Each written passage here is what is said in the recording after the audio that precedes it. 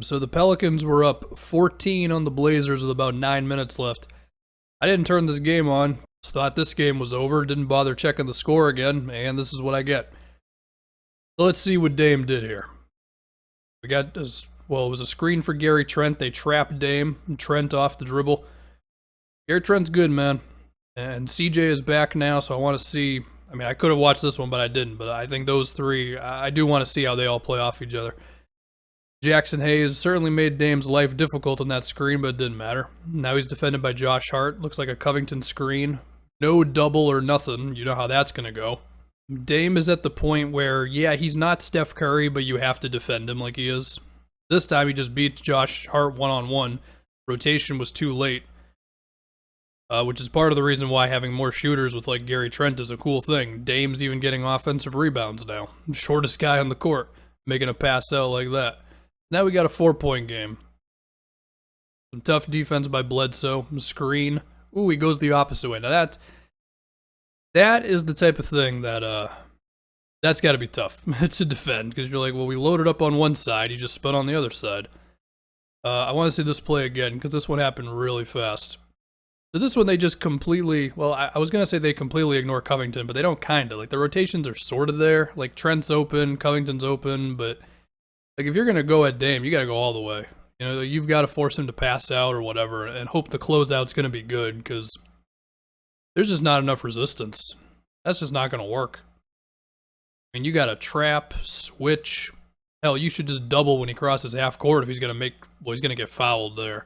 I just assumed he was going to make it. D Wade, if I could come back, I want to be Jordan Clarkson.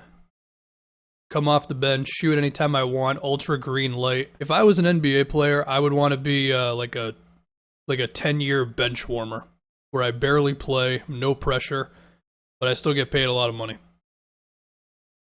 That, or I would want to be like a Wayne Ellington, where I just shoot threes and no one expects me to play defense.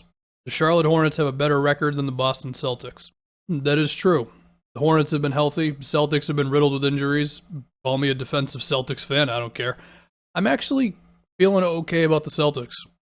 Like, yeah, they lost to the Jazz and the Nets, but they were close late.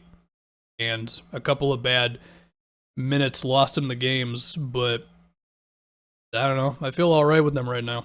The Rockets have lost 17 in a row. They're still ahead of the T-Wolves in the standings. I want to give some credit to the T-Wolves. They look like an actual NBA team under Chris Finch. They're still losing games, but they are actually respectable now. As for the Rockets, yeah, we'll see if the tank job continues with Christian Wood there now.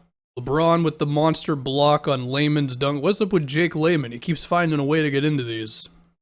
Trying to block Zion. Now he's trying to dunk on LeBron. Let's see it. Oh, LeBron just fell asleep for a second, and Layman thought he was going to get a cutoff. You know, I think LeBron, like, should he be an all-defense guy this year? Because the Lakers' defense has held up really well without AD, and LeBron plays the most minutes.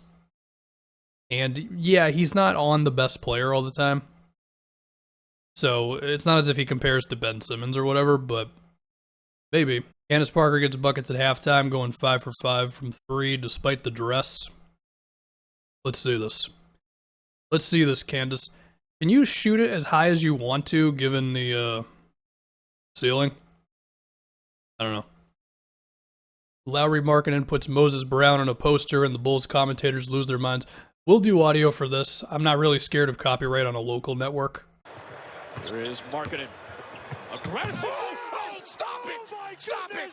Don't make the finisher mad! That was a great call. Big fan of the finisher nickname, given that he's from Finland. Vintage Dwight rejects Randall at the rim. The fourth quarter of this game was pretty fun. It was Tobias turnaround jumpers and Julius Randle doing this. Like I was in the 80s, or the 90s. Good block by Dwight. LeBron dishes out 4 straight assists to clinch his second straight triple-double. There's very few things I enjoy more than watching LeBron get assists. So let's watch this. Was the first one. We got a Montrez screen up top. Roll. Edwards and Hernan-Gomez a little late on the rotation. That's what happens when you don't switch a screen on LeBron. It's usually somebody's going to get an open shot. We got another Montrez screen. These aren't even that... you know what I just said earlier about the Wolves looking better with Chris Finch. Now they're getting beat on basic pick and roll plays. Kind of rough, bro. The same thing every time.